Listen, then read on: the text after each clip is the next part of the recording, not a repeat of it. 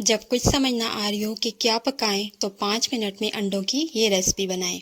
बिस्मिल्लाहिर्रहमानिर्रहीम, अस्सलामुअलैकुम, welcome to my YouTube channel. कैसे हैं आप सब? उम्मीद करती हूँ आप सब खैरियत से होंगे। रोज़ाना का ये मसला होता है कि आज क्या बनाया जाए, आज क्या बनाया जाए।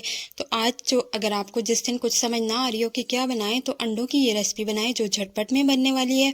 बहुत ईजी है और बहुत मज़ेदार भी है। तो आइए चलते हैं, रेसिपी को स्टार्ट करते हैं।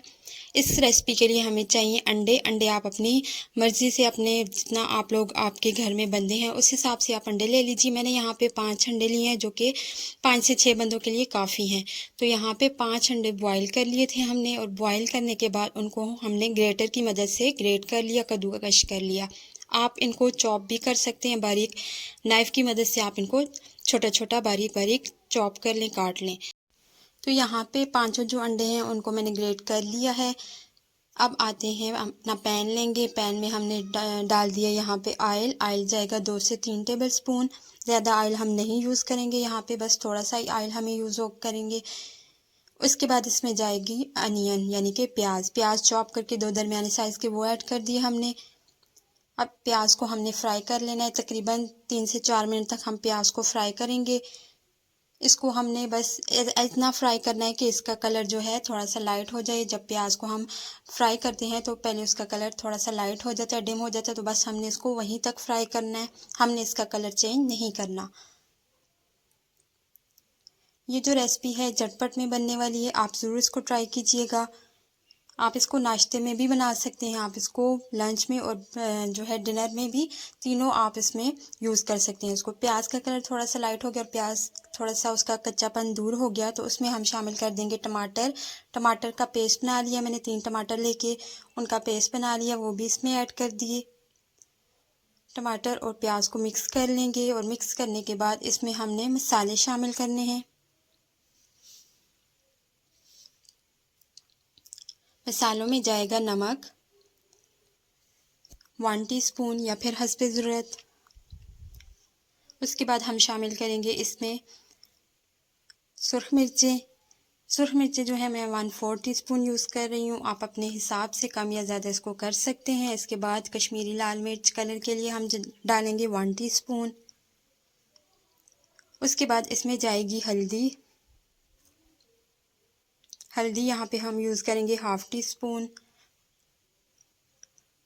गरम मसाला पाउडर भी 1/2 टीस्पून जाएगा। और लास्ट में हम इसमें शामिल करेंगे धनिया पाउडर। धनिया पाउडर भी 1/2 टीस्पून मैंने ऐड कर दिया है। सारे मसाले ऐड करने के बाद इनको मिक्स कर लेंगे।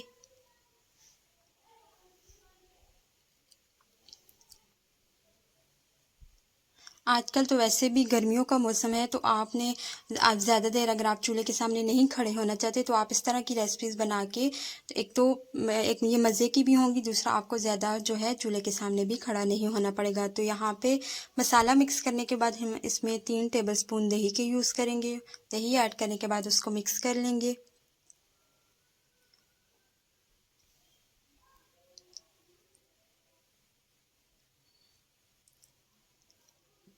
अब मसाले को हमने दही शामिल करने के बाद 2 से 3 मिनट तक भून लेना है, ताकि प्याज और टमाटर जो है अच्छे से इनका मसाला जो है पक जाए। तो तकरीबन इसको मैं यहाँ पे 2 से 3 मिनट तक मैंने भून लिया है। अगर आप यहाँ पे इसमें थोड़ा सा पानी ऐड करना चाहें तो आप वो भी यूज़ कर सकते हैं। उसके बाद यहाँ पे धनिया, थोड़ा सा हरा धनिया जो है वो हमने काट के थोड़ा सा पहले शामिल कर दिया, थोड़ा सा हम ऊपर से गार्निशिंग के लिए यूज़ करेंगे। इसको मिक्स कर लेंगे।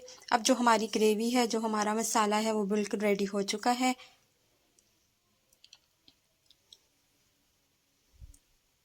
अब इसको हमने और ज़्यादा यहाँ पे कुक नहीं करना। इसके बाद हमने शामिल कर देना यहाँ पे अपने जो बॉयल एग हैं और जो हमने ग्रेट करके रखे हुए थे वो। इनको मिक्स कर लेंगे।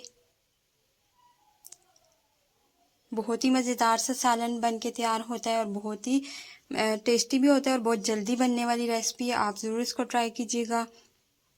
तकरीबन 5 से 10 मिनट में आपकी ये रेसिपी जो है वो रेडी हो जाती है। तो यहाँ पे हम इसको अच्छे से मिक्स करेंगे और मिक्स करने के बाद तकरीबन 1 से 2 मिनट तक स्लो फ्लेम पे इसको कुक करना है। ज़्यादा हम कुक नहीं करेंगे वरना ये जो हमने सालन बनाया है ये हमारा हलवा ना बन जाए। इस वजह से आपने इसको ज़्यादा कुक नहीं करना है। यहाँ पे बस 1 मिनट आपने लो फ्लेम पे इसको पका लेना है ताकि ग्रेवी जो थी, मसाला जो था और अंडे जो थे वो आपस में अच्छे से मिक्स हो जाएँ। और इसके बाद हमने फ्लेम को ऑफ़ कर दिया। इसको डिश आउट कर लेते हैं। अगर आप अंडों का ये सालन बनाएंगे तो आप कीमे के सालन को भी भूल जाएंगे, सबको बहुत पसंद आएगा। और अगर आपको मेरी ये रेसिपी पसंद आई हो तो वीडियो को लाइक ज़रूर कर दीजिएगा। और अगर आप चैनल पे न्यू हैं तो मेरे चैनल को भी सब्सक्राइब करके बेल का आइकन प्रेस कर दीजिएगा ताकि मैं आपके लिए ऐसी अच्छी अच्छी वीडियोज़ लाती रहूँ। और मुझे फीडबैक में ज़रूर बताइएगा